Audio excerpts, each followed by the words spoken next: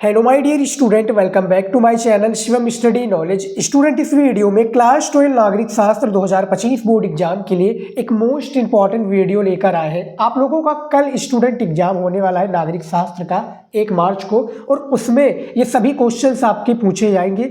आज की इस वीडियो में आपको मैं सभी इंपॉर्टेंट क्वेश्चन बताने वाला हूँ नागरिक शास्त्र का, यानी पूरे बुक का निचोड़ रहेगा। मैराथन क्लास आज का ये आप लोगों का होने वाला है, जिसमें आप लोगों का 100 नंबर जो है बिल्कुल पक्का हो जाएगा। 1 मार्च को 100% पक्का आएगा। इस वीडियो में मैं जितने भी इंपॉर्टेंट क्वेश्चंस को बताऊंगा, बस आप लोगों को शुरू से लेकर लास्ट तक वीडियो देखना है और उन क्वेश्चंस को पढ़कर जाना है। ये पेपर में 100% पूछे जाएंगे। कल के पेपर में आपको धुआं कर देना है स्टूडेंट। तो बहुत ही ज़्यादा इंपॉर्टेंट आज का ये वीडियो आप लोगों के लिए होने वाला है। तो वीडियो को लाइक का बटन दबा दीजिए और चलिए शुरू करते हैं। एक एक करके सारे इंपॉर्टेंट क्वेश्चंस को मैं बताऊंगा। नागरिक शास्त्र के स्टूडेंट है और आपका इस बार का टारगेट है 95% स्कोर करना, तो बिल्कुल सही वीडियो पर आए हो स्टूडेंट, क्योंकि मैं इस चैनल पर आर्ट स्ट्रीम के सभी सब्जेक्ट की तैयारी करा रहा हूँ। मैराथन क्लास है, लगभग 1 से 1.5 घंटे का यह वीडियो रहेगा। मेहनत बहुत लगता है स्टूडेंट वीडियो बनाने के लिए। प्लीज़ वीडियो को लाइक का बटन दबा दीजिए और चैनल पर नहीं तो चैनल को सब्सक्राइब कर लीजिएगा। और आपसे एक और रिक्वेस्ट है स्टूडेंट, यदि आप मुझको कुछ मानते हैं तो इस वीडियो को अपने दोस्तों के पास जरूर शेयर कीजिए, क्योंकि लिखने में बहुत ज़्यादा टाइम लगता है, बहुत ज़्यादा मेहनत लगता है। प्लीज़ मेहनत के लिए आप शेयर जरूर कीजिएगा वीडियो को। तो चलिए शुरू करते हैं स्टूडेंट। इसमें जो 4 टाइप के क्वेश्चंस होते हैं वो मैं पूरे बताने वाला हूँ। देखिए, सबसे पहले मैं बहुविकल्पीय प्रश्न से शुरुआत करूंगा। यहाँ पर देखिए, बहुविकल्पीय प्रश्न का एक अहम रोल होता है आपके हर एक सब्जेक्ट में। जो बहुविकल्पीय प्रश्न दिए होते हैं, और आपके नागरिक शास्त्र में भी टोटल 10 बहुविकल्पीय प्रश्न दिए जाते हैं। तो एक एक करके सारे बहुविकल्पीय प्रश्न को बताऊंगा, क्योंकि आपने हमारे पेपर में भी देखा होगा, और जो आने वाला पेपर है 1 मार्च को, उसमें भी आपके सबसे शुरू में 10 बहुविकल्पीय प्रश्न दिए होंगे। यहाँ पर देखिए स्क्रीन पर दिया हुआ स्टूडेंट, सबसे पहला बहुविकल्पीय प्रश्न कि सोवियत प्रणाली को कब अपनाया गया। बहुत ही इंपॉर्टेंट क्वेश्चन है। सबसे पहला है कि सोवियत जो प्रणाली है इसको कब अपनाया गया, आपको ये बताना है। तो इनमें से राइट आंसर क्या हो जाएगा स्टूडेंट, यहाँ पर गा वाला राइट आंसर हो जाएगा। 1917 ईस्वी में सोवियत प्रणाली को अपनाया गया था।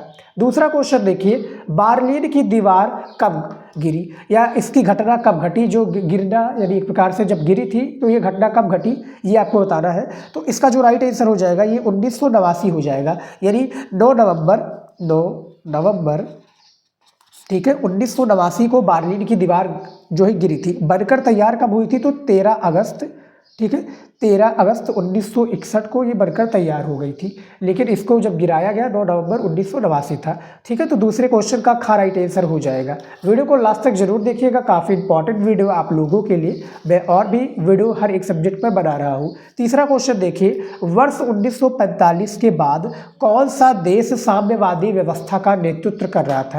यानी 1945 के बाद वो कौन सा देश है जो साम्यवादी व्यवस्था का नेतृत्व कर रहा था, आपको ये बताना है। तो तीसरे नंबर क्वेश्चन का राइट आंसर आपका घा वाला हो जाएगा, सोवियत संघ हो जाएगा, बिल्कुल करेक्ट आंसर। यानी तीसरे का घा आपका राइट आंसर हो जाएगा।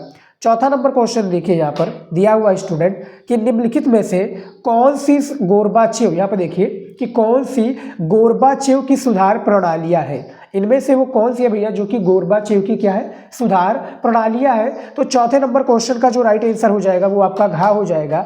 ये सभी हो जाएगा स्टूडेंट, यहाँ पर आप देख सकते हैं ऑप्शंस में। ठीक है, ऐसे ही क्वेश्चन आपके पेपर में भी आएगा 1 मार्च को।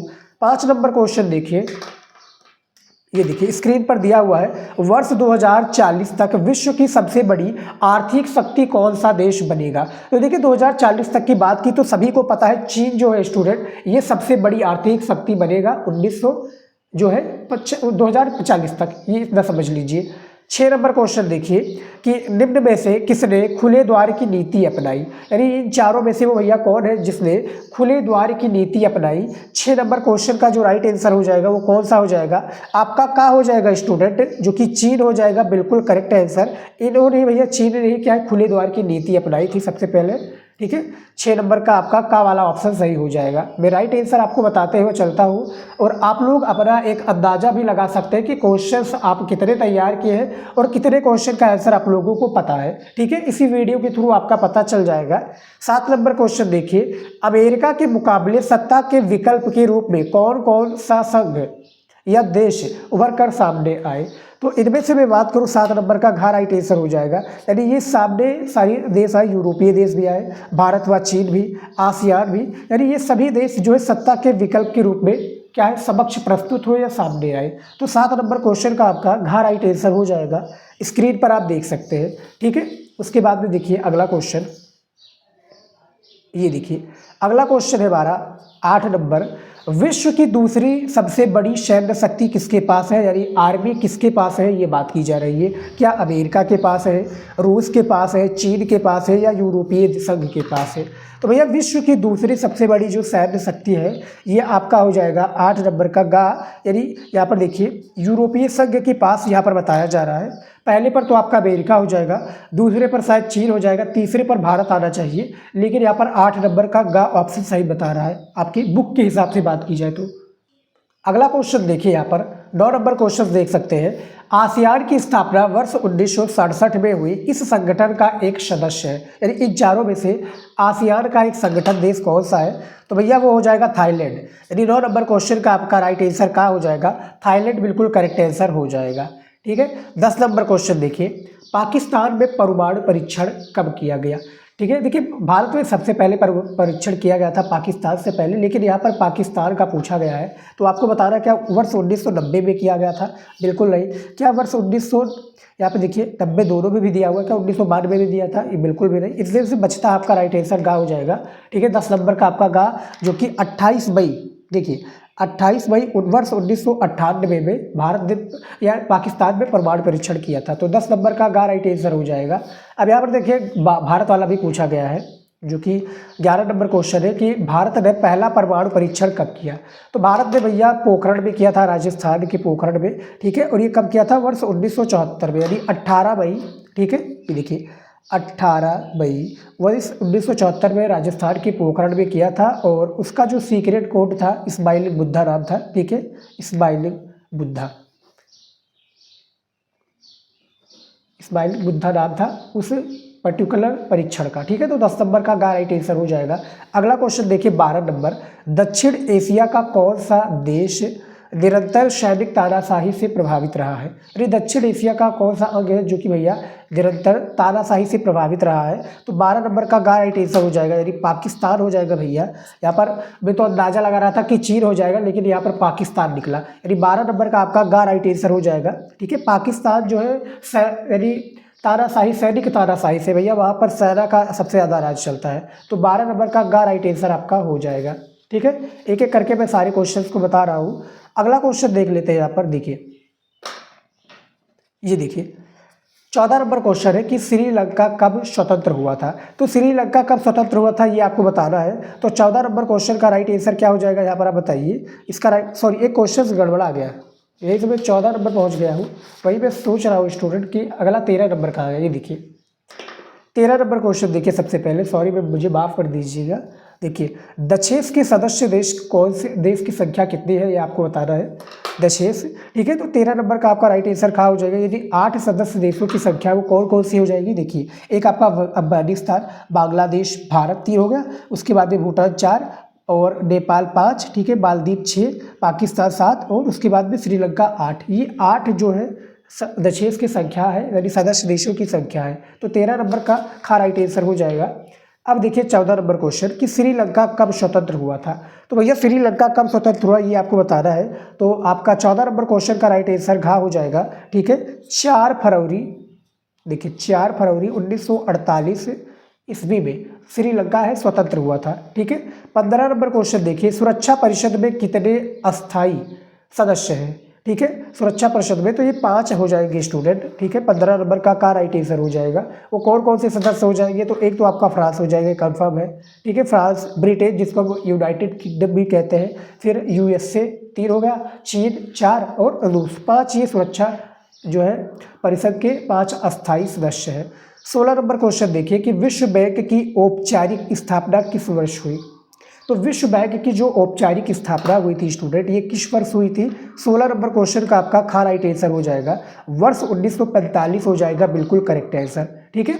उसके बाद में देखिए 17 नंबर क्वेश्चन यहाँ पर द्वितीय विश्व युद्ध को रोकने में कौन असफल रहा? तो द्वितीय विश्व युद्ध को रोकने में कौन भैया असफल रहा? इसका राइट आंसर हो जाएगा लीग ऑफ नेशंस। ठीक है, 17 नंबर का राइट आंसर आपका हो जाएगा लीग ऑफ नेशंस। क्या है? द्वितीय विश्व युद्ध को रोकने में असफल रहा।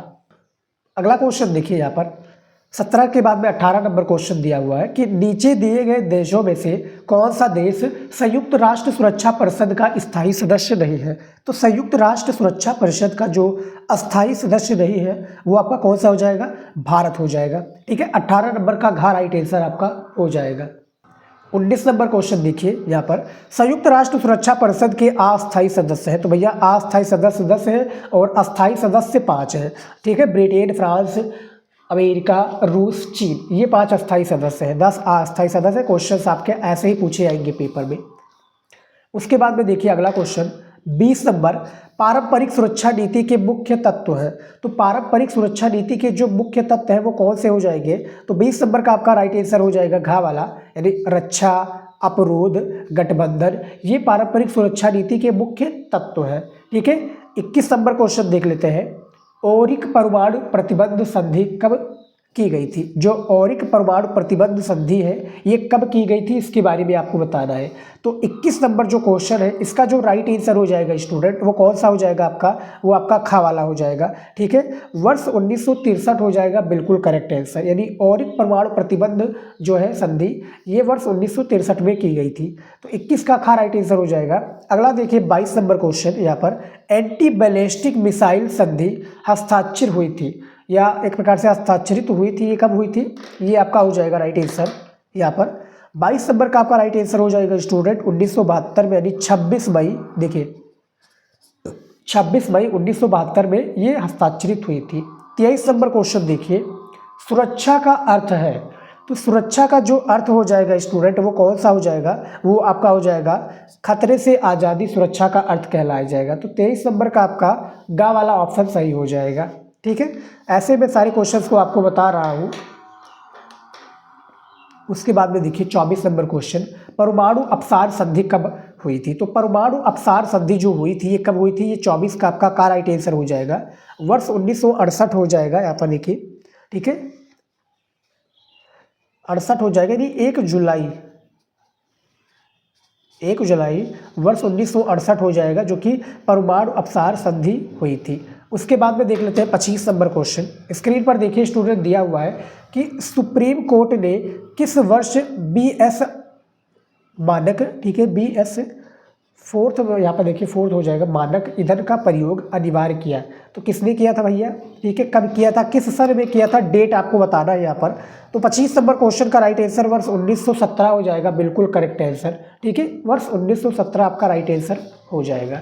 उसके बाद में देख लेते हैं अगला क्वेश्चन। यहाँ पर देखिए 26 नंबर क्वेश्चन दिया हुआ है कि निम्नांकित में से क्या दिया हुआ है कि निम्नांकित में से कौन सा भौतिक पर्यावरण का तत्व नहीं है? तो कौन सा भौतिक पर्यावरण का तत्व नहीं है आपको बताना है। तो 26 नंबर क्वेश्चन का राइट आंसर आपका घा हो जाएगा आदिवास हो जाएगा बिल्कुल करेक्ट आंसर। ठीक है, 26 का आपका जो कि भौतिक पर्यावरण का तत्व नहीं है, यहाँ पर ये नहीं की बात हो रही है, ये आप जरूर याद रखिएगा। आप लोग पेपर में स्टूडेंट जो आप देने वाले पेपर या कोई भी सब्जेक्ट का पेपर दीजिएगा तो आप लोग सारे प्रश्नों को अच्छे से पहले कंप्लीट कर लीजिए, पढ़ लीजिए। 15 मिनट जो दिया जाता है यही करने के लिए दिया जाता है। तो जब आप पेपर को अच्छे से पढ़ लोगे तो सारे कॉन्सेप्ट क्लियर हो जाएंगे, फिर आपको दिक्कत नहीं होगी क्वेश्चन का आंसर लिखने में। ठीक है, नहीं तो भैया बाद में गड़बड़ा भी सकते हो क्योंकि क्वेश्चन दिया होता है कुछ अलग तरीके से, आप आंसर लिख देते हो कुछ अलग तरीके से, तो वहीं पर नंबर कटेगा। ठीक है, तो आप सही से प्रश्नों को पढ़िए ध्यान से। ठीक है, ईमानदारी से, समझ में आ गया होगा आपको। 27 नंबर क्वेश्चन है कि अंटार्कटिका महाद्वीप पर कितने प्रतिशत स्वच्छ जल उपलब्ध है? ये क्वेश्चन आपका पिछले साल भी पूछा गया था और मैं बता दूं ये 70% आपका बिल्कुल सही हो जाएगा। यानी 70% अंटार्कटिका महाद्वीप पर जो स्वच्छ जल उपलब्ध है जो कि बर्फ के रूप में क्या है विद्यमान है। तो 27 नंबर का खा राइट आंसर हो जाएगा। अगला क्वेश्चन देखिए यहाँ पर 28 नंबर भारत में मूलवासियों की जनसंख्या कुल जनसंख्या का कितना प्रतिशत है? तो भारत में जो मूलवासियों की जनसंख्या है ये भैया कुल जनसंख्या का कितना प्रतिशत है? ये आपका हो जाएगा 8%। ठीक है, तो 28 नंबर का खा राइट आंसर आपका हो जाएगा यहाँ पर। अगला क्वेश्चन दिया हुआ है 29 नंबर। ये देखिए 29 नंबर क्वेश्चन है कि प्रथम पृथ्वी सम्मेलन का आयोजन किस देश में हुआ। तो देखिए प्रथम पृथ्वी सम्मेलन का जो आयोजन हुआ था स्टूडेंट, ये कहाँ पर हुआ था, ये आपका हुआ था ब्राज़ील में। ठीक है, ब्राज़ील के रियो डी जनेरियो में हुआ था। मैं बता दूँ आपको सबसे पहले, इसमें हुआ था कहाँ, रियो डी जेनेरियो में हुआ था, ब्राज़ील के। ठीक है, और मैं आपको एक बार बता दूं, पृथ्वी सम्मेलन को रियो सम्मेलन के नाम से भी जाना जाता है। ठीक है, पेपर में आपका खासकर ये लघु उत्तरीय में पूछा जाएगा। ठीक है, खासकर ये आपके पेपर में पूछा जाएगा। और ये जो सम्मेलन चला था 3 जून से लेकर, ठीक है, लगभग 14 जून तक ये सम्मेलन चला था। इसमें लगभग 155 देशों ने शायद भाग लिया था, और हजारों स्वयंसेवी जो वहाँ के नेता वगैरह थे, जो वहाँ के मुख्य लोग थे, उन्होंने भाग लिया था इस सम्मेलन में। और इसका जो मकसद था यानी पर्यावरण से रिलेटेड चीज़ों पर बात करना। ठीक है, 30 नंबर क्वेश्चन देखिए, वर्ष 1972 में, ठीक है, वर्ष 1972 में क्लब ऑफ रोम के द्वारा कौन सी पुस्तक लिखी गई। तो यहाँ पर आप ऑप्शंस देख सकते हैं, क्या पर्यावरणीय विकास, our common future, limits to growth, पर्यावरणीय परिवर्तन। तो 30 नंबर क्वेश्चन का राइट आंसर आपका ये हो जाएगा, लिमिट्स टू ग्रोथ हो जाएगा। वर्ष 1972 में क्लब ऑफ रोम ने ये जो है पुस्तक लिखी थी। तो 30 का आपका जो है गा वाला ऑप्शन सही हो जाएगा। उसके बाद में देखिए अगला क्वेश्चन, ये देखिए 31 नंबर क्वेश्चन दिया हुआ स्टूडेंट कि वैश्वीकरण का एक महत्वपूर्ण तत्व या कारक है। तो वैश्वीकरण का एक महत्वपूर्ण तत्व कारक कौन सा है भैया, ये शायद आपका हो जाएगा प्रौद्योगिकी। ठीक है, 31 नंबर का आपका प्रौद्योगिकी हो जाएगा, बिल्कुल करेक्ट आंसर। ठीक है, अगला क्वेश्चन देखिए, यहाँ पर 32 नंबर दिया हुआ है कि वैश्वीकरण किस प्रकार की अवधारणा है। तो जो वैश्वीकरण है स्टूडेंट, ये किस प्रकार की अवधारणा है, ये आपको बताना है। तो आपका 32 नंबर प्रश्न जो दिया है, इसका जो सही विकल्प हो जाएगा 32 नंबर का, वो आपका कौन सा हो जाएगा, वो आपका बहुआयामी हो जाएगा। यानी 32 का घ राइट आंसर हो जाएगा बहुआयामी, बिल्कुल करेक्ट आंसर। 33 नंबर क्वेश्चन है, भारत में वैश्वीकरण का आरंभ कब से माना जाता है। तो भारत में जो वैश्वीकरण का आरंभ माना जाता है स्टूडेंट, ये कब से लेकर कब तक माना जाता है। तो 33 नंबर जो प्रश्न दिया हुआ है, इसका जो राइट आंसर हो जाएगा वो कौन सा हो जाएगा, खा हो जाएगा। यहाँ पर देखिए वर्ष 1991 हो जाएगा, बिल्कुल करेक्ट आंसर। ठीक है, 33 नंबर का खा वाला ऑप्शन आपका सही हो जाएगा, यहाँ पर आप देख सकते हैं।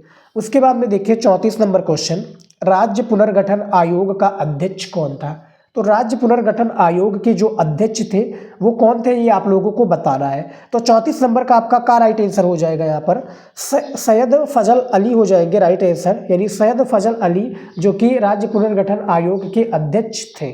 ठीक है, तो 34 नंबर का आपका का राइट आंसर हो जाएगा।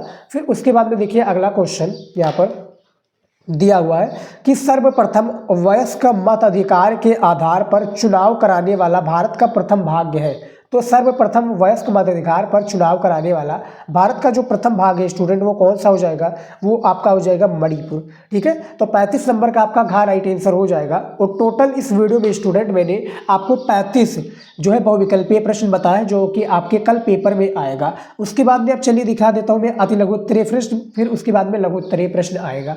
तो चलिए पूरा वीडियो को देखिएगा, और इंपॉर्टेंट क्वेश्चन है। चलिए शुरू करते हैं अति लघु उत्तरीय प्रश्न, जो कि क्लास 12 नागरिक शास्त्र का 20 नंबर पक्का कर देने वाला एक मोस्ट इंपॉर्टेंट वीडियो है। सभी महत्वपूर्ण अति लघु उत्तरीय प्रश्न आज के इस वीडियो में शामिल किया है, जो आपकी बोर्ड एग्जाम में क्या है 2-2 नंबर का प्रत्येक प्रश्न पूछा जाता है। 10 प्रश्न होता है, तो 20 नंबर आज की इस वीडियो में पक्का हो जाएगा। नागरिक शास्त्र के जितने भी स्टूडेंट हैं और इस बार पेपर देने वाले हैं। यहाँ पर देखिए सबसे पहला प्रश्न क्या पूछा गया है, सारे का मैं आंसर भी आपको देने वाला हूं, काफ़ी ज़्यादा इंपॉर्टेंट है। तो आपसे हाथ जोड़कर रिक्वेस्ट है, आप लोगों ने वीडियो को शेयर नहीं किया है तो कम से कम 2 लोगों के पास ज़रूर शेयर कीजिए। देखना ना देखना उनका काम है, आपका काम है, इसे शेयर कर दीजिए। मैं इतना मांग रहा हूँ, आप शेयर कर दीजिए। उसके बाद देखिए सबसे पहला प्रश्न है कि सोवियत संघ कितने गणराज्यों को मिलाकर बनाया गया था, इसके हर मामले में किसका प्रभुत्व था। कितने गणराज्यों को मिलाकर बनाया गया था, तो देखिए आंसर सोवियत संघ 15 गणराज्यों को मिलाकर बनाया गया था। इसके हर मामले में रूस का प्रभुत्व था। रूस, समझ में आ गया, रूस का प्रभुत्व था।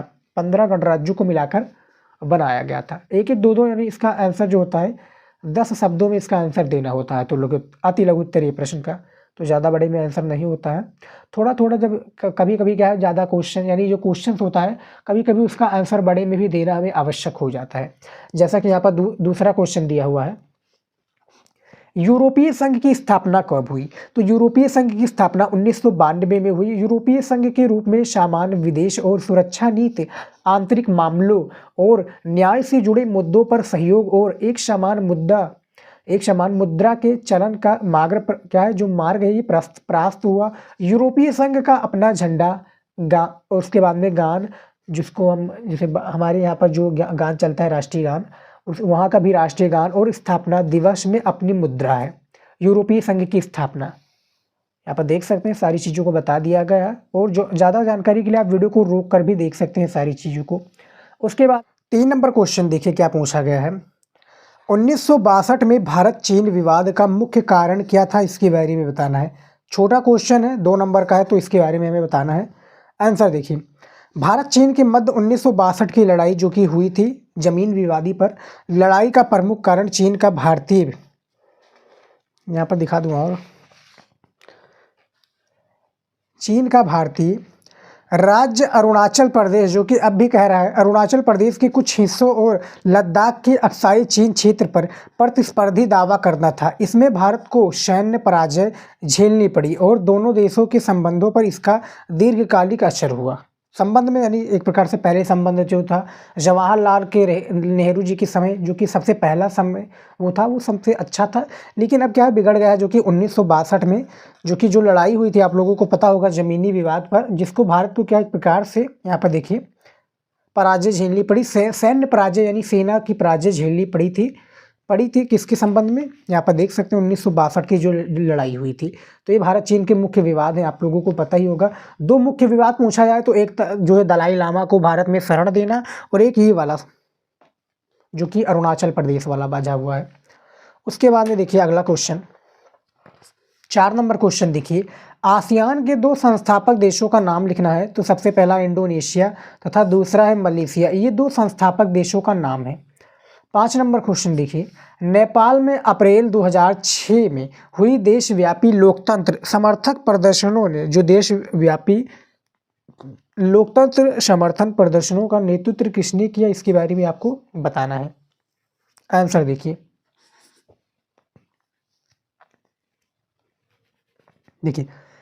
नेपाल में अप्रैल 2006 में हुई देशव्यापी लोकतंत्र समर्थन प्रदर्शनों का नेतृत्व 7 दलों के गठबंधन, जिसको हम 7 पार्टी अलायंस, माओवादी, यहाँ पर देखिए माओवादी तथा सामाजिक कार्यकर्ताओं ने किया। मोटे तौर पर ये प्रदर्शन अहिंसक रहे।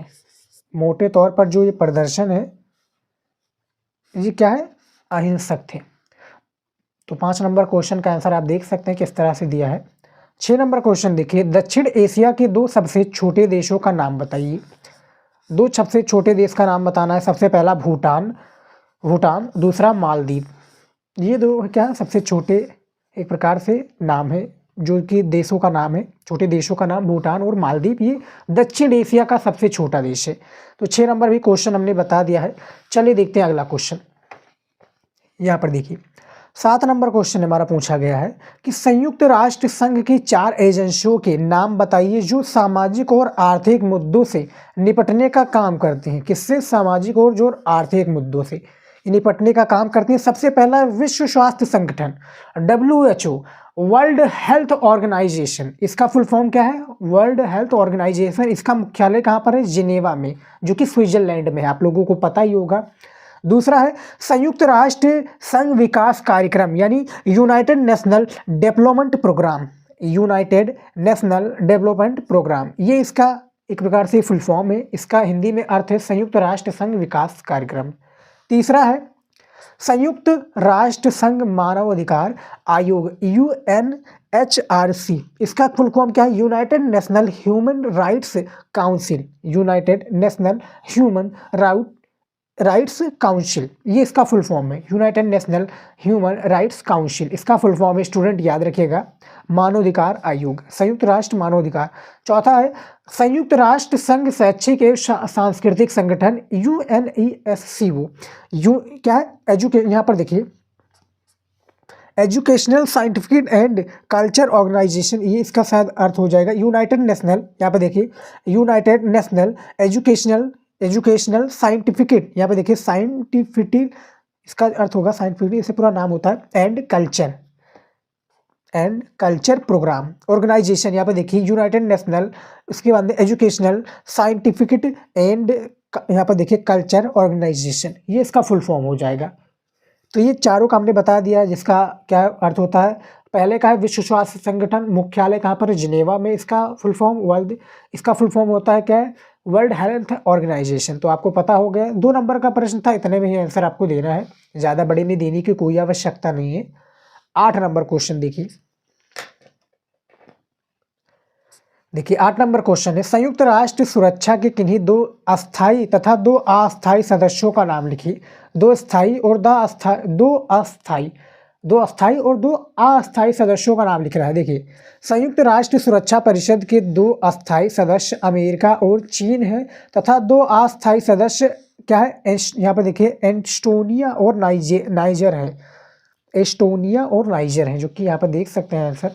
9 नंबर क्वेश्चन देखिए, सुरक्षा का क्या अर्थ है, जो सुरक्षा है इसका अर्थ आपको बताना है। देखिए सुरक्षा का अर्थ है खतरे से आज़ादी। वर्तमान समय में मनुष्य की सुरक्षा खतरे में है, चाहे वो युद्ध के कारण हो या आतंकवाद के कारण। सुरक्षा की पारंपरिक अवधारण में सुरक्षा के 2 प्रकार हैं, एक बाहरी सुरक्षा, एक आंतरिक सुरक्षा।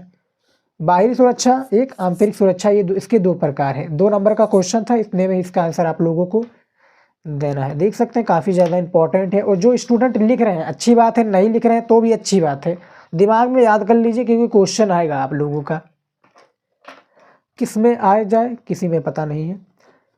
10 नंबर क्वेश्चन देखिए, वैश्विक सुरक्षा के लिए 4 विश्वव्यापी खतरों का नाम लिखिए।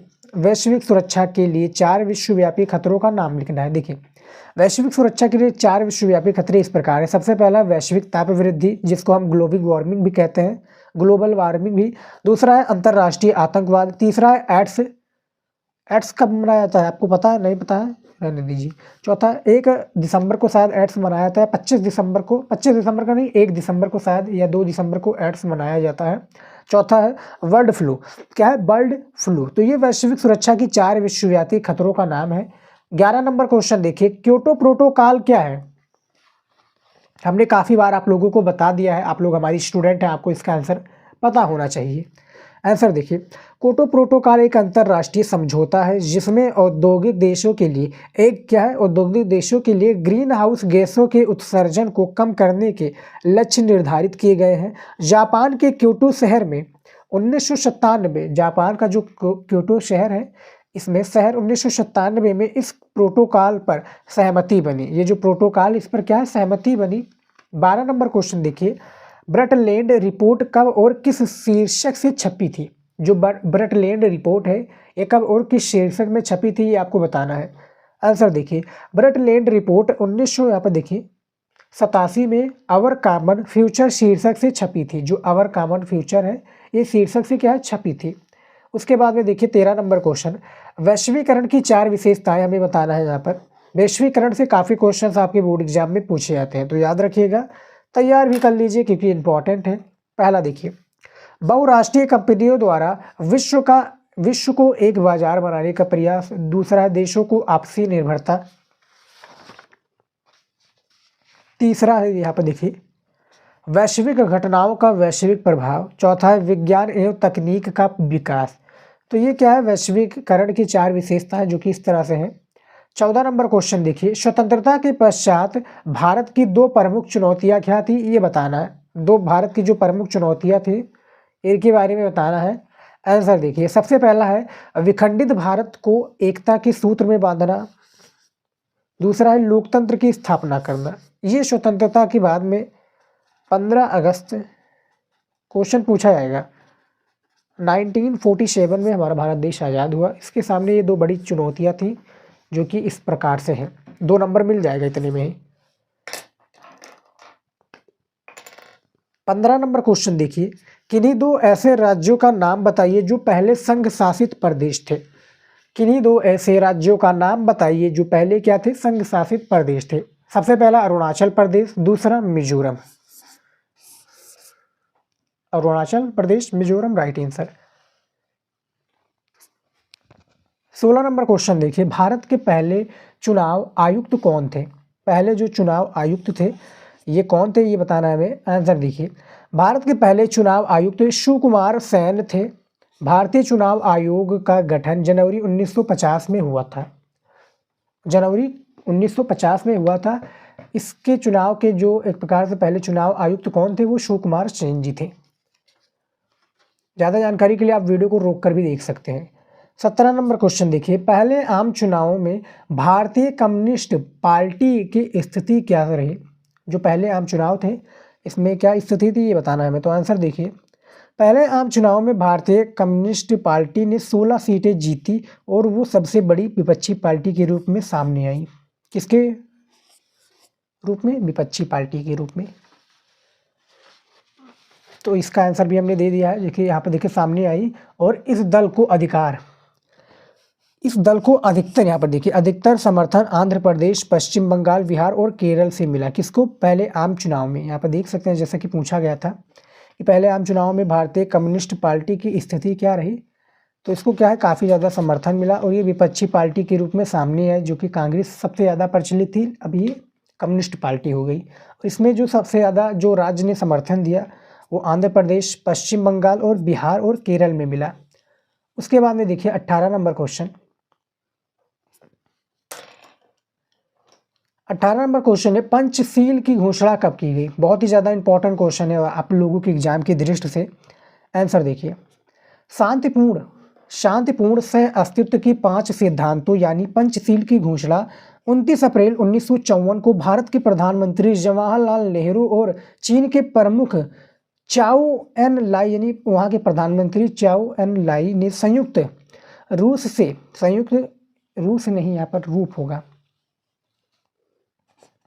रूप से कि दोनों देशों के बीच मजबूत संबंध की दिशा में ये एक क्या अगला कदम था, मजबूत दिशा के रूप में एक अगला कदम था। लेकिन भैया 1962 का जब युद्ध हुआ तो दोनों देशों के बीच में क्या खटास उत्पन्न हो गई संबंधों के बीच में।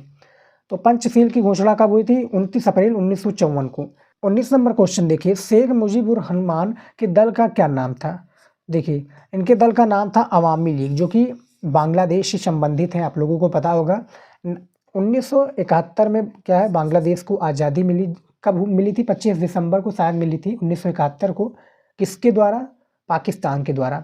और इसका नाम क्या था? अवामी लीग। इसके जो दल का एक प्रकार से नाम था वो अवामी लीग नाम था। तो 19 नंबर का भी राइट आंसर हो जाएगा। 20 नंबर क्वेश्चन देखिए यहाँ पर क्या पूछा गया है।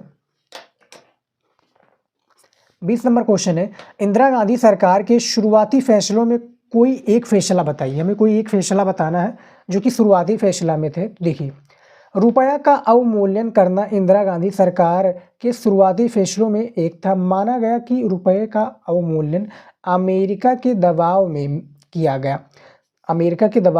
गया। पहले के समय में एक अमेरिकी डॉलर की कीमत 5 रुपये थी, जो बढ़कर क्या 75 रुपये हो गई। किसके द्वारा दबाव में किया गया? ये अमेरिका के दबाव में। 1 रुपये पहले अमेरिका 1 रुपये में डॉलर में जो पहली इंडियन रुपीज थी वो 5 रुपये थी, जो कि अब बढ़कर 75 हो चुकी है। और प्रेजेंट टाइम की बात की जाए तो 82 रुपीज चल रहा है। $1 और 82 रुपीज इंडियन रुपीज, यानी $1 82 रुपीज के बराबर है इंडिया में। तो यहाँ पर देख सकते हैं स्टूडेंट, हमने 20 ऑब्जेक्ट आपके अति लघुत्तरीय क्वेश्चंस बताए और आज की इस वीडियो में आपको ये तरीका भी पता चल जाएगा कि लघुत्तरीय प्रश्न का उत्तर कैसे लिखते हैं। यहाँ पर देखिए सबसे पहला प्रश्न पूछा गया है कि सोवियत प्रणाली क्या थी। जो सोवियत प्रणाली है क्या थी? सोवियत संघ के विघटन के कारणों का उल्लेख कीजिए। सबसे पहले हमें क्या है, इसका परिभाषा बताना है कि सोवियत प्रणाली क्या थी और सोवियत संघ के इसके जो विघटन, इसके कारणों के बारे में हमें बताना है कुछ इंपॉर्टेंट पॉइंट के थ्रू। देखिए आंसर है, रूस में सन 1917 में हुई समाजवादी क्रांति। जो समाजवादी क्रांति के पश्चात समाजवादी सोवियत गणराज्य USSR, ये यहाँ पर देखिए मैं आपको दिखा देता हूँ, USSR तो का अस्तित्व विश्व पटल पर उदय हुआ। उक्त क्रांति के आदर्श समाजवाद तथा समतामूलक समाज की मूल आवश्यकताएं थी। यानी सोवियत प्रणाली क्या थी, इसके बारे में थोड़ा डिटेल में बताया गया कि जो USSR है इसके रूप में रूस सन 1917 में हुई समाजवादी क्रांति के पश्चात समाजवादी सोवियत गणराज्य का अस्तित्व में आया, यानी यूएसएसआर अस्तित्व में आया और क्रांति के आदर्श समाजवाद तथा समतामूलक समाज की मूल आवश्यकताएं। देखा जाए तो जो सोवियत प्रणाली के बारे में बताया गया बहुत सारा, यानी बहुत बड़ा क्वेश्चन का इसका आंसर है, लेकिन हमें उतनी लिखने की आवश्यकता नहीं है। समझ में आ गया स्टूडेंट? आप लोगों ने काफ़ी सारे मॉडल पेपर हमने सॉल्व कराए हैं आपको सिविक्स के, तो आपने उसमें देखा होगा क्या एक निर्देश दिया होता है, उसी निर्देश के अनुसार जो 15 मिनट पेपर को पढ़ने के लिए दिया जाता है वही करने के लिए दिया जाता है। तो प्लीज़ आप लोगों को 15 मिनट पेपर पढ़िए और उसमें जो बताए गए निर्देश से जितने शब्दों में पूछा गया है उतने में ही आंसर दीजिएगा, क्योंकि ये नागरिक शास्त्र बहुत बड़ा है और इसमें सारे क्वेश्चन को करना कंपलसरी, तभी जाकर आपको मार्क्स मिलेगा। तो उसी के अनुसार कीजिए, जो बताए गए हैं उसी को फॉलो कीजिए। यहाँ पर देखिए क्या पूछा गया है कि सोवियत संघ के विघटन का कारण बताइए, यानी हमें विघटन का जो इसका कारण है बेसिकली इसके बारे में बताना है। तो कुछ हमने पॉइंट के थ्रू बताया है ताकि आपको ज़्यादा समझ में आए।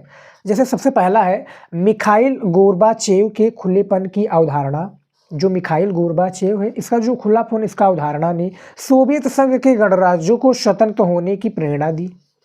उसके बाद में दूसरा है सोवियत संघ की अर्थव्यवस्था बदहाल थी। यहाँ पे देखिए बदहाल थी, यानी एक प्रकार से अर्थव्यवस्था जो है ये एक प्रकार से बेहाल या बदहाल थी। तीसरा है अफगान संकट भी सोवियत संघ के पतन का कारण बना। जो अफगान संकट है ये क्या है, सोवियत संघ का पतन का कारण बना। और चौथा हमारा लास्ट वाला है कि सोवियत संघ ने यहाँ पर देखिए सोवियत संघ ने बाल्टिक गणराज्यों के रूप के अंतर्गत विलय इच्छा विरुद्ध किया है। तो यानी ये सोवियत संघ के कुछ विघटन के कारण जब आपका ये अति लघु उत्तरीय में पूछा जाएगा तो उसका भी आंसर आपको देना होगा। तो यहाँ पर देख सकते हैं कि सोवियत संघ के विघटन का क्या कारण है, बहुत ही ज़्यादा इंपॉर्टेंट क्वेश्चन है और इसको तैयार कर लीजिए और अपने तैयारी को आप लोग एक नेक्स्ट लेवल लेकर जाइएगा स्टूडेंट। हमने सारे ऑलमोस्ट जो है पूरा हमने कंप्लीट करा दिया है, आपका नागरिक शास्त्र कुछ भी नहीं बचा है।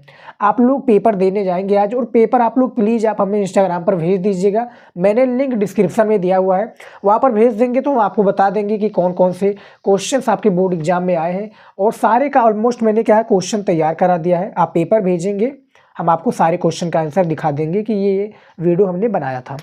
दूसरा क्वेश्चन देखिए क्या पूछा गया है, देखिए दूसरा है आसियान। देखिए आसियान जिसको क्या कहते हैं, दक्षिण पूर्वी एशियाई राष्ट्रों का संगठन, इसको हम आसियान कहते हैं। इसकी क्या है भूमिका का मूल्यांकन करना है, यानी इसके बारे में पूरा डिटेल में बताना कि ये होता क्या है बेसिकली। तो आंसर देखिए क्या है, एशिया और तीसरी दुनिया के देशों में एकता बनाए रखने के प्रयासों के कारगर नहीं होने के कारण एशियाई देशों ने दक्षिण पूर्वी, यहाँ पर देखिए दक्षिण पूर्वी एशिया संगठन या क्या है दक्षिण पूर्वी एशियाई राष्ट्रों का निर्माण बनाकर एक वैकल्पिक पहल की। 1966 में एशियाई देशों ने बैंकॉक घोषणा पर हस्ताक्षर कर, जो बैंकॉक घोषणा पत्र है ये देखिए काफ़ी सारी, यानी जो आपका दूसरा क्वेश्चन है स्टूडेंट ये काफ़ी घुमा फिरा कर पूछा जाएगा, आप लोग संकोच मत कीजिएगा, बस इसका आंसर आप यही लिखिएगा। क्वेश्चन कैसे घुमा जाएगा, जैसे यहाँ पर पूछा जा सकता है कि क्षेत्रीय संगठनों के उद्देश्य के बारे में बताइए, तो यही क्वेश्चन है। उसके बाद में आसियान विश्व के किन हिस्सों का प्रतिनिधित्व है, तो यही क्वेश्चन है, यानी इसका आंसर ऐसा ही देना है।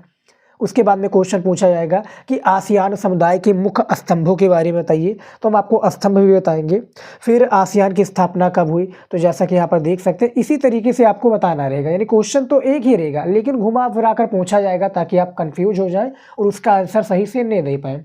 जब आप क्वेश्चन का आंसर को समझ लेंगे तो आपके लिए बहुत ईजी हो जाता है आपको क्वेश्चन का आंसर बनाकर लिखने में। मान लीजिए कि आपको ये पूरा नहीं याद हो रहा, आपने समझ लिया कि हाँ ये सारी चीज़ें हैं, आप जाकर कॉपी में छाप दोगे, सारे क्वेश्चन का आंसर बस आपको मालूम हो जाएगा। लिखने का तरीका इंपॉर्टेंट होता है।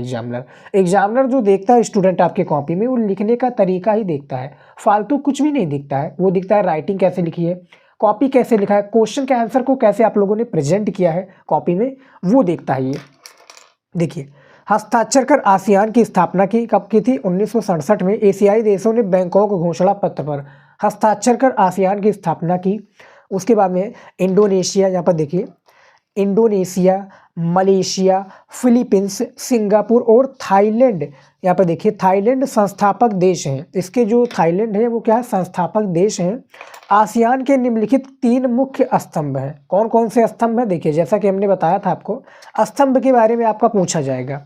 यहाँ पर देखिए सबसे पहला स्तंभ है आसियान सुरक्षा समुदाय। ये बेसिकली होता क्या है कि जो भी देश होते हैं इसके मध्य जो विवाद होते हैं, विवादों को खत्म करने के, यानी क्या है, कराने और सैनिक टकराव तक न जाने की सहमति पर आधारित है सुरक्षा समुदाय।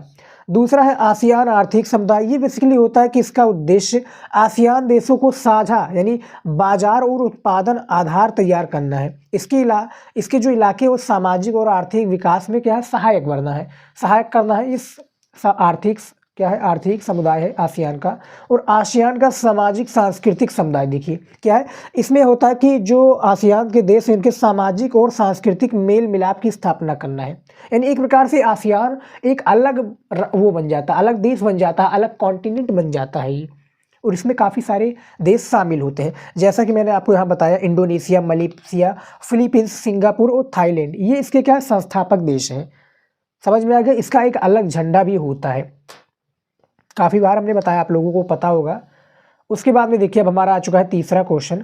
आप लोग इसको लिखना चाहे तो लिख लीजिए। देखिए आपके पास टाइम तो है नहीं कि लिखने के लिए, तो आप क्या कीजिए, आप तैयार कर लीजिए। आज का ये जो लास्ट वीडियो है आपके 2024 पेपर के लिए क्लास 12 नागरिक शास्त्र का लास्ट वीडियो तैयार कर लीजिए, इंपॉर्टेंट है। आप लोग हमारी बातों को सुनकर और वीडियो को आराम से देखकर सारी चीज़ें समझ लीजिए, कॉपी में जाकर छाप दीजिए। तीसरा क्वेश्चन पूछा गया है कि ऐसे 2 मसलों के नाम बताएं, ऐसे 2 मसलों के नाम बताएं जिन पर भारत बांग्लादेश के बीच, जिन पर जो भारत है बांग्लादेश के बीच आपसी सहयोग, और इसी तरह के 2 मसलों के नाम बताएं। यहाँ पर देखिए, और इसी तरह के 2 मसलों के नाम बताएं जिन पर असहमति है। यहाँ पर देखिए क्या है, आपसी सहयोग और आपसी असहमति, इसके बारे में बताना। थोड़ा बड़ा क्वेश्चन आपको लग रहा होगा, लेकिन ऐसे ही पूछा जा सकता है आपका पेपर में। देखिए 2 तरह के आपके प्रश्न होते हैं। आपका एक लघु उत्तरीय प्रश्न 1, एक आपका 2 हो जाता है इस तरह से। तो एक होता है 5 नंबर का जो कि 6 क्वेश्चन होता है, एक होता है 4 क्वेश्चन 6 नंबर का। काफ़ी ज़्यादा इंपॉर्टेंट होता है और अलग अलग इसका स्वरूप होता है। एक 50 शब्दों में आंसर देना है, एक का आपको 100 से लेकर 125 शब्दों में। तो आंसर देखिए तीसरे नंबर क्वेश्चन का क्या है, भारत और बांग्लादेश सहयोगी राष्ट्र रहे हैं। क्या है, सहयोगी राष्ट्र रहे हैं। कई मुद्दों पर दोनों के मध्य मतभेद उत्पन्न हो जाते हैं। कई मुद्दों पर दोनों के जो यहाँ पर देखिए मतभेद उत्पन्न हो जाते हैं। बांग्लादेश की स्वतंत्रता में भारत मुख्य सहयोगी था, इसीलिए भी भारत सदैव बांग्लादेश की सहायता करता है। कब यहाँ पर देखिए स्टूडेंट, बांग्लादेश कब आज़ाद हुआ, बोर्ड एग्जाम में आपके ऑब्जेक्टिव क्वेश्चन में पूछा जाएगा, तो याद रखिएगा 1971 में हुआ था। और किसके द्वारा, यानी पाकिस्तान से आज़ाद हुआ था बांग्लादेश। बांग्लादेश एक स्वतंत्र देश बना था 1971 में। और किससे, यानी किसको, यानी आज़ादी दिलाने में बांग्लादेश को किसने मदद की थी, तो वो भारत ने की थी। किससे, पाकिस्तान से युद्ध लड़ करके। और उसमें क्या है 93,000 शायद सैनिकों ने एक प्रकार से वो मतलब घुटने टेक दिए थे पाकिस्तान के। और उस समय के प्रधानमंत्री कौन थी, इंडिया की इंदिरा गांधी जी। याद रखिएगा, बोर्ड एग्जाम में ये सब ऑब्जेक्टिव क्वेश्चन है और आपको याद होना चाहिए। इसीलिए मैं कहता हूँ कि तैयार कर लीजिए, और पूछा जाए तो तैयार कर लीजिएगा, यानी क्वेश्चन का आंसर लिख दीजिएगा। यहाँ पर देखिए, जैसा यहाँ पर क्वेश्चन पूछा गया है कि यहाँ पर देखिए आपसी सहयोग और इसकी 2 तरह के मसलों का नाम बताइए। तो ये जो 2 तरह के मसले हैं इसके बारे में हमें बताना है। देखिए सहयोग के मुद्दे, जो बांग्लादेश है इसके सहयोग के मुद्दे क्या है ये हमें बताना है। ये निम्नवत है, कॉपी में ऐसे ही लिखना है आपको। यहाँ पर हमने रेड पेन का यूज किया, लेकिन बोर्ड पेपर में बिल्कुल भी आप लोग मत कीजिएगा। सबसे पहला है, भारत बांग्लादेश के बीच गंगा जल बंटवारे से संबंधित फरक्का समझौते पर हस्ताक्षर किए गए। जो फरक्का समझौता है किसके बीच, गंगा जल बंटवारे के बीच में, इसके क्या हस्ताक्षर किए गए। दूसरा है, अंतर्राष्ट्रीय आतंकवाद, संगठित अपराध तथा मादक, यानी जो मादक द्रव्यों की यहाँ पर देखिए तस्करी को रोकने के लिए, से जो तस्करी है, हाँ तस्करी को रोकने के लिए, यहाँ पे देखिए तस्करी को रोकने के लिए संबंधित क्या एक प्रकार से मिलाप हुआ है कि अंतर्राष्ट्रीय आतंकवाद में हम इन दोनों देशों को क्या है, जो मादक द्रव्य और तस्करी को रोकने के एक प्रकार से कानून बनाए गए हैं। एक प्रकार से पूरी, यानी दोनों देश की सहायता होगी कि ये जो भी होंगे, यानी जो भी एक प्रकार से राष्ट्र होता है, जो भी यानी जो भी आप के आते हैं, मतलब जैसे अपराध से रिलेटेड जो भी लोग आते हैं अपराध करने या आतंकवाद फैलाने, तो उनको हम अपने देश में नहीं रहने देंगे। उनको उनके ऊपर सख्त से सख्त क्या है, कार्रवाई होगी। उसके बाद में देखिए असहयोग के मुद्दे। हमने सहयोग के तो मुद्दे की बात कर ली, अब असहयोग के मुद्दे की बात कर लेते हैं। सबसे पहला है भारत बांग्लादेश के मध्य चमका, यहाँ पर देखिए चमका शरणार्थियों की समस्या, जो चमका शरणार्थियों है इसकी समस्या। दूसरा है बांग्लादेश द्वारा पूर्वोत्तर के आतंकवादियों को अपने यहाँ पनाह देना। जो बांग्लादेश है इसके द्वारा जो पूर्वोत्तर के आतंकवादियों को अपने यहाँ पनाह देना और उन्हें प्रशिक्षण देना, ये असहयोग है। भारत बांग्लादेश के मध्य चमका शरणार्थियों की समस्या और बांग्लादेश द्वारा पूर्वोत्तर के जो आतंकवादी हैं इनको यहाँ पर अपने पनाह यानी अपने देश में रखना। जैसा कि भैया क्या है, चीन यानी पाकिस्तान करता है चीन के यहाँ के यानी कि लोगों को रखकर और उसको एक प्रकार से ट्रेनिंग देता है अपने, मतलब जिस तरह से होता है ना, तो उसी तरीके से जैसे चीन और भारत और पाकिस्तान, चीन का दोस्त पाकिस्तान और इसका दुश्मन कौन है, भारत। दोनों देश का यानी पाकिस्तान और चीन का दुश्मन भारत है। तो ये असहयोग के मुद्दे हैं और इसके सहयोग के मुद्दे हैं। तो दोनों के बारे में मैंने बता दिया, समझ लीजिए और क्वेश्चन का आंसर आप जाकर छाप दीजिए। आप लोग हमारी इंटेलिजेंट स्टूडेंट हो और हमने काफ़ी सारी चीज़ें बता रखी हैं आप लोगों को। ज़्यादा से ज़्यादा हम आप लोगों के मॉडल पेपर भी सॉल्व करा रहे हैं ताकि जो आपकी तैयारी बहुत ही अच्छे से हो जाए। उसके बाद में देखिए 4 नंबर क्वेश्चन क्या पूछा गया है। 1997 के बाद यहाँ पर देखिए सुरक्षा परिषद की स्थायी और अस्थायी सदस्यता के लिए सुझाए गए मानदंडों पर प्रकाश डालिए। जो हमें इस पर सुझाए गए मानदंड है इस पर प्रकाश डालना है, इसका आंसर देना है पूर्ण रूप से। देखिए 1997 के बाद सुरक्षा परिषद की स्थायी और अस्थायी सदस्यता के लिए मानदंड सुझाए गए हैं। इनमें से कुछ निम्न प्रकार से हैं, यानी कुछ इस प्रकार से हैं जैसा कि यहाँ पर देखिए। सबसे पहला है बड़ी आर्थिक ताकत होना, यानी बड़ी आर्थिक क्या है, ताकत होना चाहिए। दूसरा है बड़ी सैन्य ताकत होना चाहिए। तीसरा है आबादी के लिहाज से बड़ा राष्ट्र हो। चौथा है संयुक्त राष्ट्र संघ के बजट में ऐसे देश का योगदान हो। यहाँ पर क्या बताया गया है कि यहाँ पर देखिए 1997 के बाद जो सुरक्षा परिषद का स्थायी और अस्थायी सदस्यता के लिए सुझाए गए मानदंडों पर प्रकाश डालना था, वो यही है कि बड़ी जो आर्थिक ताकत है इसको होना चाहिए, बड़ी सैन्य शक्ति एक प्रकार से सेना होनी चाहिए, आबादी के लिहाज से बड़ा राष्ट्र होना चाहिए और संयुक्त राष्ट्र संघ के बजट में ऐसे देश का योगदान हो, ये इसमें बताया गया है।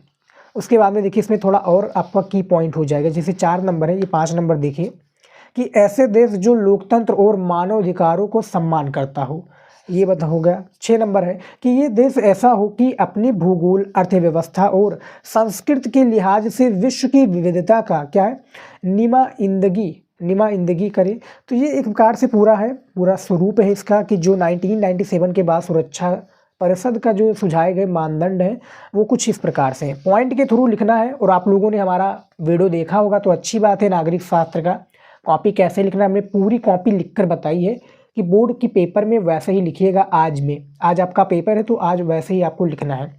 उसके बाद में देखिए 5 नंबर क्वेश्चन, यहाँ पर देखिए परंपरागत और अपारंपरिक, यहाँ पर देखिए परंपरागत और अपारंपरिक देखिए 5 नंबर क्वेश्चन है कि परंपरागत और अपारंपरिक सुरक्षा क्या है, क्या अंतर है, गठबंधनों का निर्माण करना और उनको बनाए रखना इनमें से किस कोटि में आता है, किस कोटि में आता है ये बताना है। तो सबसे पहले हम जो परंपरागत सुरक्षा इसके बारे में बात करेंगे। यहाँ पर देखिए सबसे पहला है परंपरागत सुरक्षा की धारणा का संबंध बाहरी खतरों से होता है। जो बाहरी खतरे होते हैं खतरों से होता है। पहला का आंसर हो जाएगा कि परंपरागत सुरक्षा हो जाएगा, जो कि परंपरागत सुरक्षा इसका राइट आंसर हो जाएगा। दूसरा है परंपरागत धारणा का, यहाँ पर देखिए परंपरागत धारण का संबंध सैन्य से उत्पन्न चिंता से होता है। तीसरा है परंपरागत सुरक्षा बाहरी आक्रमण के 3 उपाय हैं, जैसे सबसे पहला है आत्मसमर्पण, दूसरा है आक्रमणकारी, तीसरा युद्ध में हराकर। ये परंपरागत सुरक्षा होते हैं। जैसा कि आप देख सकते हैं इसमें बताया गया है कि सुरक्षा बाहरी आक्रमण के द्वारा किस तरह से होता है। एक आत्मसमर्पण कर देने वाला, एक आत्मरकारी, यहाँ पे देखिए आक्रमणकारी यानी आक्रमण करने वाले, दूसरा युद्ध में हराकर यानी हमें युद्ध में हराकर चले हैं। तो ये परंपरागत सुरक्षा होता है। उसके बाद में अब देख लेते हैं अपारंपरिक सुरक्षा किसे कहते हैं। देखिए सबसे पहला है अपारंपरिक सुरक्षा में मानवीय अस्तित्व पर हमला करने वाले सभी खतरों को शामिल किया जाता है। दूसरा है अपारंपरिक सुरक्षा का संबंध सैन्य खतरों के अलावा अन्य व्यापक खतरों से होता है। जो सैन्य खतरे हैं इनके अलावा जो अन्य व्यापक खतरों से भी होता है। और गठबंधन का निर्माण करना और उनको बनाए रखना पारंपरिक सुरक्षा के अंतर्गत आता है। यहाँ पर हमें क्या बताना था इसके कोट में, यहाँ पर देखिए सबसे पहले आप प्रश्न को पढ़िए। पेपर में काफ़ी स्टूडेंट जो गलती करते हैं, हमारे पास कमेंट भी आता है कि सर यही हमारा गलत हो जाता है। तो हम जो 15 मिनट दिया जाता है पेपर को पढ़ने के लिए दिया जाता है, तो आपको अच्छे से पढ़ लेना है स्टूडेंट। आप लोग हमारी बात मानिएगा, अच्छे से पढ़ लीजिए, क्वेश्चन को समझ लीजिए। कि काफ़ी बार क्या होता है ना कि जैसे जल्दबाजी में इस क्वेश्चन का आंसर, जैसे 4 नंबर का क्वेश्चन है तो उसमें क्या है 5 नंबर का क्वेश्चन है तो चौथे में लिख देंगे और चौथा वाला आप उठाकर 6 में लिख देंगे। तो ऐसा कभी कभी गलती हो जाती है। तो गलतियां होती हैं, आप क्या है हम जैसे लोगों से ही होती है, तो उसको सुधारिए और पहले क्वेश्चन को पढ़िए। तो सुरक्षा में क्या अंतर है, गठबंधन का निर्माण करना और उनको बनाए रखना इनमें से किस कोटि में आता है। तो वो यही कोट में आता है, गठबंधन का निर्माण करना और उनको बनाए रखना पारंपरिक सुरक्षा के अंतर्गत आता है। परंपरागत सुरक्षा और पारंपरिक, तो इसमें बारे में बताया गया था। जो 5 नंबर क्वेश्चन है इसका आंसर हमने दे दिया है। यहाँ पर आप देख सकते हैं सारे क्वेश्चन का आंसर मैं देने वाला हूँ। काफ़ी ज़्यादा इंपॉर्टेंट आज का वीडियो है नागरिक शास्त्र का, जो हमारे नागरिक शास्त्र के स्टूडेंट हैं। 6 नंबर क्वेश्चन देखिए, पृथ्वी सम्मेलन 1992 के महत्व का उल्लेख कीजिए। ये सारे क्वेश्चन से इंपॉर्टेंट है, इसमें हमने लिख दिया है। एनसीईआरटी 2020 और 22 में एक क्वेश्चन पूछा गया था जो कि पृथ्वी सम्मेलन से रिलेटेड था। इसका पूर्ण रूप से हमें महत्व बताना है। आंसर देखिए, रियो सम्मेलन 1992 में, इसको रियो सम्मेलन भी कहा जाता है और एक क्या आपका पृथ्वी सम्मेलन भी कहा जाता है। तो देखिए रियो सम्मेलन 1992 में ब्राज़ील के रियो डी जनेरियो में आयोजित किया गया। ये सम्मेलन संयुक्त राष्ट्र संघ का पर्यावरण और विकास के मुद्दों पर क्या केंद्रित था। ये जो सम्मेलन है पर्यावरण और विकास के मुद्दों पर केंद्रित था। इसे पृथ्वी सम्मेलन भी कहते हैं, यानी इसे क्या कहते हैं, पृथ्वी सम्मेलन भी कहते हैं। इस सम्मेलन में 170 देशों, देखो 170 देशों और हजारों स्वयंसेवी संगठन और विभिन्न बहुराष्ट्रीय निगमों ने भाग लिया। इस सम्मेलन के पश्चात पर्यावरण एक वैश्विक मुद्दा बन गया। पर्यावरण क्या है, एक प्रकार से वैश्विक मुद्दा बन गया। पर्यावरण संरक्षण के लिए संयुक्त राष्ट्र संघ और विभिन्न देशों द्वारा कई कदम उठाए गए हैं। यानी बेसिकली ये जो सम्मेलन था जिसको हम पृथ्वी सम्मेलन भी कहते हैं, ये सम्मेलन था पर्यावरण सुरक्षा को लेकर। स्टूडेंट ये क्वेश्चन बहुत ही ज़्यादा इंपॉर्टेंट है, पेपर में पूछा जाएगा। पृथ्वी सम्मेलन 1992 के महत्व पर बताना है हमें। ये क्वेश्चन आपका अति लघु उत्तरीय में भी पूछा जा सकता है, ये तो आपका लघु में पूछा गया है। तो लघु में जब पूछा जाए तो इसका आंसर आप लोगों को ऐसे ही देना है। तो 6 नंबर क्वेश्चन का भी आंसर हमने बता दिया है, आप लोग देख सकते हैं कितना ज़्यादा इंपॉर्टेंट है। उसके बाद में देखिए 7 नंबर क्वेश्चन, यहाँ पर देखिए 7 नंबर क्वेश्चन है, नए राज्यों के गठन का मूल आधार। दो नए राज्य का गठन का मूल आधार भाषाई विविधता हो या विकास की आवश्यकता। अपना मत प्रस्तुत कीजिए। हमें क्या अपना मत के बारे में बताना है, अपना विचार को बताना है। तो 7 नंबर क्वेश्चन का आंसर देखिए, सर्वप्रथम भाषाई आधार पर 1953 में आंध्र प्रदेश राज्य का गठन किया गया। इसके बाद देश के अन्य क्षेत्रों में भी भाषाई आधार पर राज्यों की मांग के जोर पकड़ने के कारण 1956 में राज्य पुनर्गठन आयोग की स्थापना की गई। किसकी स्थापना की गई? राज्य पुनर्गठन आयोग, इसकी स्थापना की गई। और एक जन आंदोलन के बाद सन 1960 में महाराष्ट्र और गुजरात राज्य बनाए गए। पंजाब में भी हिंदी, यहाँ पर देखिए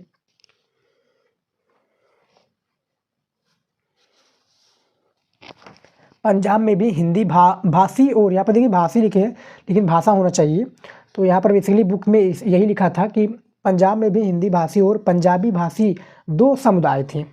बहरहाल बाकी राज्यों की तरह उनकी मांग 1956 में नहीं मानी गई। 1956 में नहीं मानी गई जो बाकी राज्य माने गए।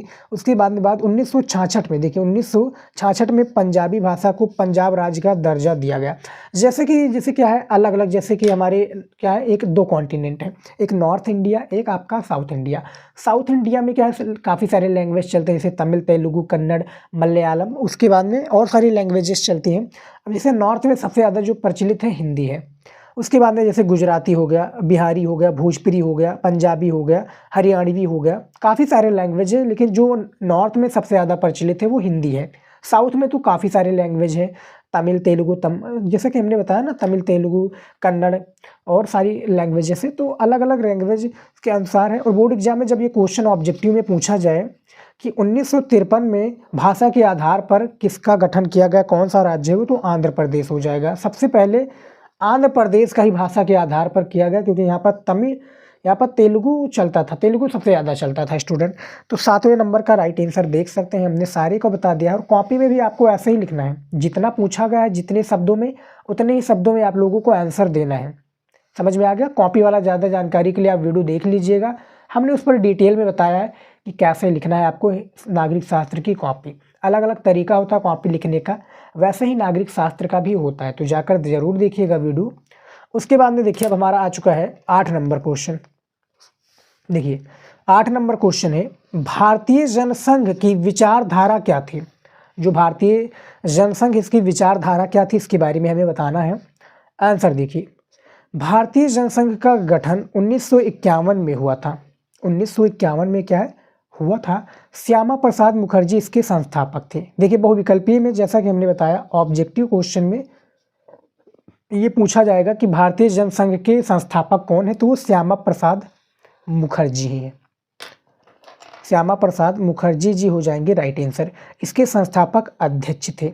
इस दल के जड़े आज़ादी के पहले समय से, जो ये दल है इसके जो जड़े आज़ादी के पहले के समय से सक्रिय राष्ट्रीय स्वयंसेवक, यहाँ पर देखिए स्वयंसेवक संघ, जिसको हम क्या कहते हैं RSS, यहाँ पर मैं लिख देता हूँ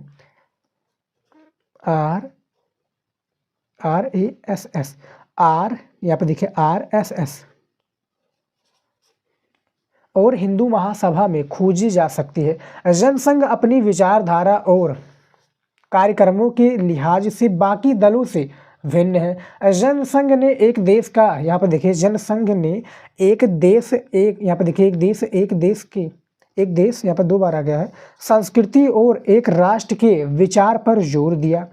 इसका मानना था कि देश भारतीय संस्कृति और परंपरा के आधार पर आधुनिक, प्रगतिशील और ताकतवर बन सकता है। 8 नंबर जो हमारा प्रश्न है कि भारतीय जनसंघ का विचारधारा क्या है, इसके गठन के बारे में भी पूछा जाएगा। 1991 में इसका गठन हुआ। इसके संस्थापक श्यामा प्रसाद मुखर्जी जी हैं। इसका क्या स्वरूप है? इसका बेसिकली स्वरूप ये है कि भारतीय संस्कृति और परंपरा के आधार पर आधुनिक, प्रगतिशील और ताकतवर बन सकते जो हमारा देश है, लिहाज से बाकी दलों से भिन्न, यानी काफ़ी सारे, यानी जो दल थे जनसंघ काफ़ी दलों से क्या है भिन्न है। यही बताया गया 8 नंबर क्वेश्चन में। और आराम से आप वीडियो को रोक कर भी ज़्यादा जानकारी के लिए क्वेश्चन को समझ सकते हैं, इसके आंसर को समझ सकते हैं, क्योंकि समझना इंपॉर्टेंट है स्टूडेंट। हम हर एक वीडियोज में यही बताते हैं कि जब आप समझ लेते हैं तो आपके लिए बहुत सारे ईजी, यानी क्वेश्चन से ईजी हो जाता है करने के लिए। 9 नंबर क्वेश्चन देखिए क्या पूछा गया है। 1960 के दशक की कांग्रेस पार्टी, जो 1960 के दशक की कांग्रेस पार्टी के संदर्भ में सिंडिकेट का क्या अर्थ है? सिंडिकेट ने कांग्रेस पार्टी में क्या भूमिका निभाई या क्या क्या भूमिका निभाई, इसके बारे में बताना है। सबसे पहले आप प्रश्न को पढ़िए, आराम से प्रश्न को पढ़ लीजिए, कोई कहीं पर नहीं जा रहा है और अभी भी आपका पेपर नहीं हो रहा है। आपका पेपर 2 बजे से लगभग स्टार्ट हो जाएगा, जो कि द्वितीय पाली यानी शाम वाली पाली में होता है। तो आराम से पढ़ लीजिए, तैयार कर लीजिए, कोई नहीं है, रिलैक्स से जाइए और आराम से पेपर दीजिए। बजरंगबली का नाम लेकर, श्री राम का नाम लेकर आराम से सारी पेपर को कंप्लीट कर लीजिए। बहुत अच्छा जाएगा आप लोगों का पेपर। आप लोग हमारे स्टूडेंट हो और आप लोग क्या तैयारी, मेहनत करने वाले स्टूडेंट हैं। मेहनत करने वालों को सफलता ज़रूर मिलती है। तो 9 नंबर जो क्वेश्चन, इसका आंसर देख सकते हैं। अब इसका आंसर देखिए, कांग्रेस नेताओं ने एक समूह को अनौपचारिक तौर पर सिंडिकेट के नाम से इंगित किया जाता है। सिंडिकेट जो है कि याद रखिएगा, मैं आगे आपको बताऊंगा कि इसके क्या फ़ायदे हैं। इसके इंगित किया जाता है इस समूह के नेताओं का पार्टी के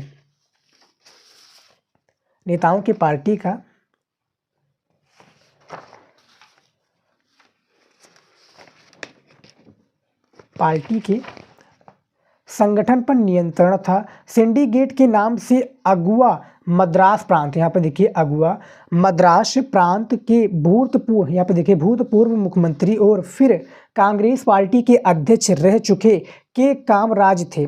इसके प्रांतों के ताकतवर नेता जैसे बम्बई सिटी, फिर वर्तमान मुंबई है जो कि S.K. पाटिल मैसूर, जो कि वर्तमान कर्नाटका के S. निज लिंगप्पा, यहाँ पे देखिए निज लिंगप्पा आंध्र प्रदेश के, और N. राजीव रेड्डी जो कि पश्चिम बंगाल के, अतुल्य घोष शामिल थे जो कि प्रश्न हमारा पूछा गया है कि 1960 के दशक में कांग्रेस पार्टी के संदर्भ में। और देखिए सिंडिकेट का एक और भी फायदा होता है, जिसे जो इंदिरा गांधी जी थे, इनको प्रधानमंत्री बनवाने के लिए सिंडिकेट ही काफ़ी फायदेमंद साबित हुआ, जो कि प्रधानमंत्री के रूप में किनको, इंदिरा गांधी जी को। तो ये जो क्वेश्चन पूछा जाए तो इसका आंसर देख सकते हैं, कितने प्यार से कितने राइटिंग में आपको लिखना है बोर्ड एग्जाम में। हालांकि हमारा राइटिंग अच्छी नहीं है, लेकिन आप प्लीज़ राइटिंग से अच्छे से कॉपी में लिखिएगा। उसके बाद में देखिए अब हमारा आ चुका है 10 नंबर क्वेश्चन, और आप लोग क्वेश्चन को देखकर ही घबरा जाते होंगे, क्योंकि ये 4-4 लाइन में क्वेश्चन है। और आप सोचेंगे कि जब क्वेश्चन इतना बड़ा है तो इसका आंसर हम कितने देंगे। देखिए इसका आंसर भी बड़े में लिखना पड़ेगा, तभी आपका छुट्टी है। देखिए 10 नंबर क्वेश्चन है, क्या पूछा गया है, कांग्रेस के प्रभुत्व का दौर समाप्त हो गया है, इसके बावजूद देश की जो राजनीति पर कांग्रेस का असर लगातार कायम है। क्या आप इस बात से सहमत हैं? यानी हमें क्या है, पहले आप प्रश्न को पढ़िए कि कांग्रेस के प्रभुत्व का दौर जो है समाप्त हो गया है, इसके बावजूद देश की राजनीति पर कांग्रेस का असर लगातार कायम है। क्या आप इस बात से सहमत हैं या नहीं सहमत हैं? हमें ये बताना, अपना तर्क देना है कि हाँ भैया हम सहमत हैं, कांग्रेस भैया कर है, कांग्रेस एक प्रकार से कांग्रेस का असर लगातार अपने देश पे है, भारत में है। अभी इस समय प्रेजेंट टाइम में राहुल गांधी जी सबसे ज़्यादा चर्चित है, पैदल चल रहे थे ना, आप लोगों को पता होगा। तो 10 नंबर जो क्वेश्चन है इसका आंसर पहले आराम से पढ़िए। देखिए 1989 में, देखिए 9 है, 1989 के चुनाव में कांग्रेस पार्टी की हार हुई थी, लेकिन इसका मतलब ये नहीं, यहाँ पर देखिए इसका मतलब यह नहीं है कि किसी दूसरी पार्टी को इस चुनाव में बहुमत मिला गया। क्या बहुमत मिल गया था। कांग्रेस अब भी लोकसभा में सबसे बड़ी पार्टी थी, लेकिन बहुमत में ना होने के कारण उसने क्या है, यहाँ पर देखिए निप्रदन में बैठने का फैसला किया। इसके बाद कांग्रेस ने अपनी पहली, यहाँ पर देखिए अपनी स्थिति में मजबूत की, और 1991 के मध्यावधि चुनाव में भी फिर से क्या है, मध्यावधि चुनाव होते हैं, यानी कोई पार्टी वो सत्ता में छोड़कर चली जाए तो उस समय के जो चुनाव होते हैं, जो चुनाव कराए जाते हैं उस काल में मध्यावधि चुनाव होते हैं। तो चुनाव की फिर से सत्ता में आ गई। इसने संयुक्त मोर्चों की सरकार का भी समर्थन किया, और 1996 में वाम मोर्चा ने गैर कांग्रेस सरकार को अपना समर्थन जारी रखा, तो जो हमारा प्रश्न पूछा गया था 10 नंबर, तो इसका क्या असर, क्या आप इस बात से सहमत हो? तो भैया हम पूरा सहमत हैं, नहीं 100% सहमत हैं कि जो कांग्रेस है इसका असर अभी भारत देश पर है। तो 10 नंबर का राइट आंसर आप देख सकते हैं किस तरह से है।